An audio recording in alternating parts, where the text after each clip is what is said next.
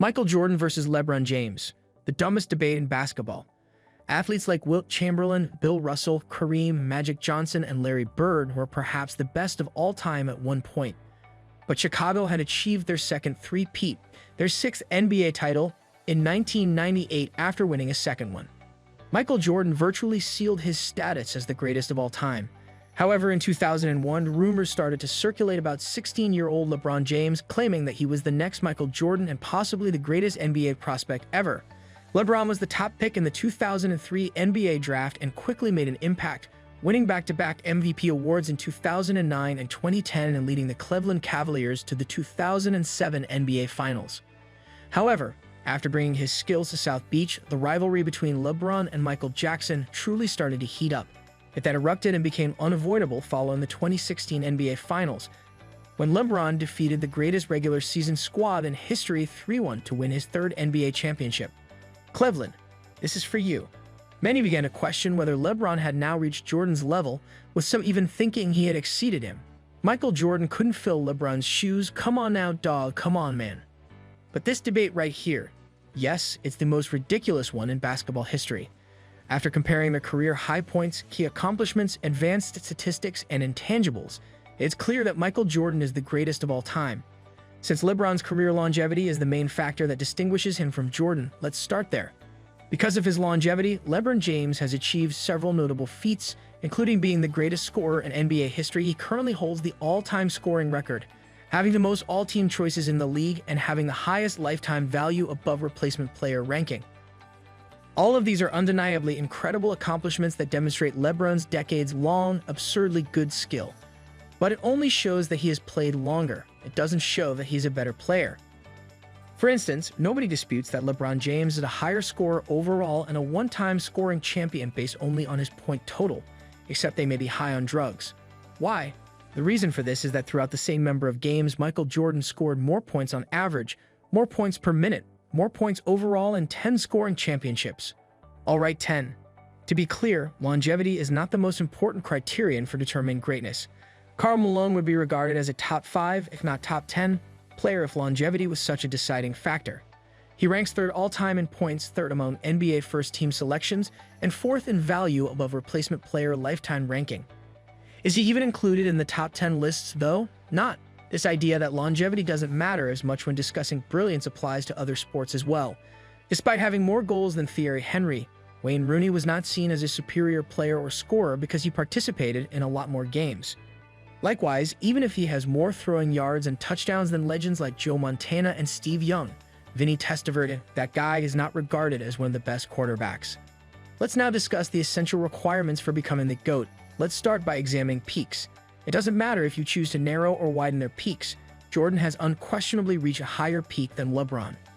Jordan's peak was the greatest in league history, as evidenced by the 3 all-defensive first teams, 3 all-NBA first teams, 2 league MVPs, and of course, 3 titles he won during his first three-peat seasons.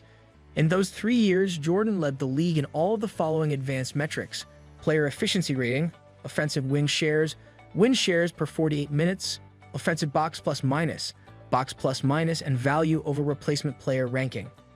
Let's look at a few of the metrics in more detail later. A player has only ever won the championship and finals MVP every year while also sweeping those advanced stats 3 times in a row. LeBron has never experienced a run like that, just like any other player.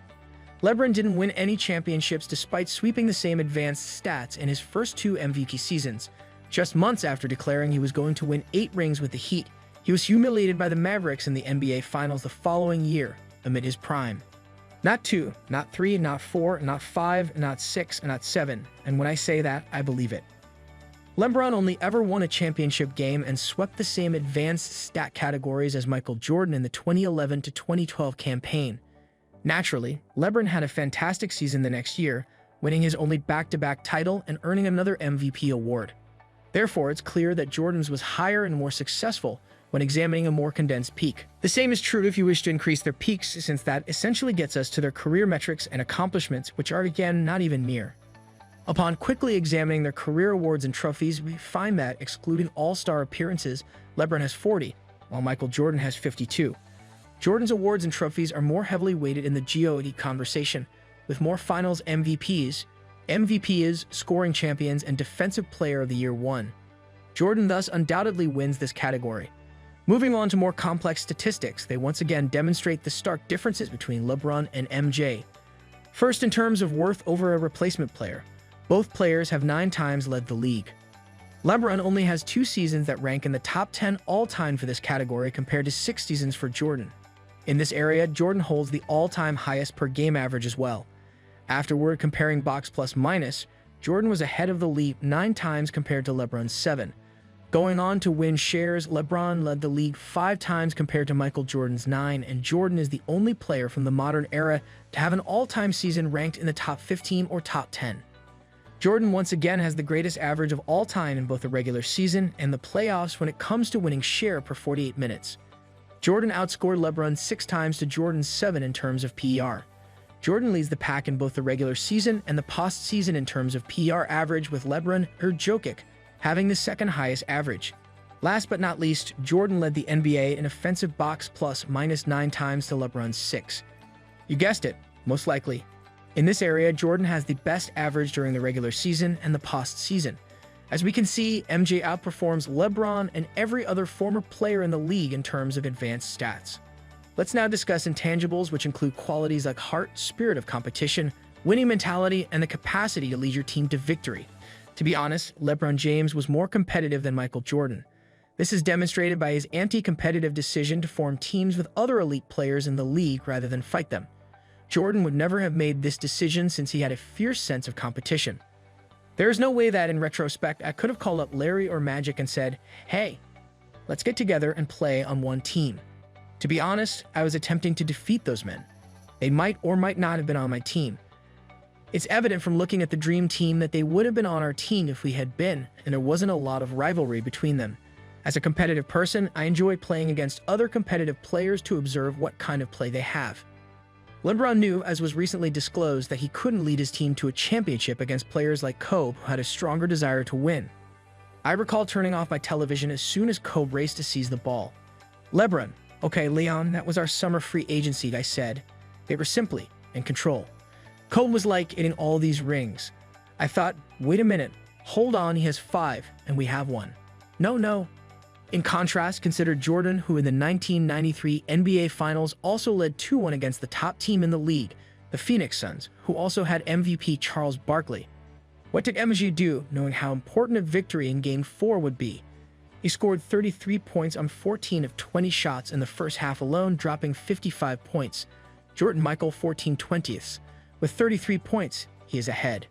Jordan then drove to the hoop in the closing seconds of the game, needing a bucket to seal the victory, and he made N1 on Charles Barkley, effectively eliminating the Phoenix Suns' chances of winning the series.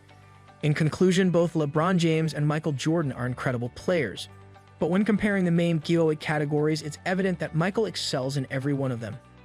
Though LeBron has lived a longer life than Michael Jordan, he hasn't been able to achieve the same level of success. Following his first title, Jordan entered a new realm in the world of basketball. Please share your thoughts in the remarks section. If you found it enjoyable, give the video a thumbs up. Additionally, activate the channel by subscribing and the bell notifications to ensure that you never miss out on new content.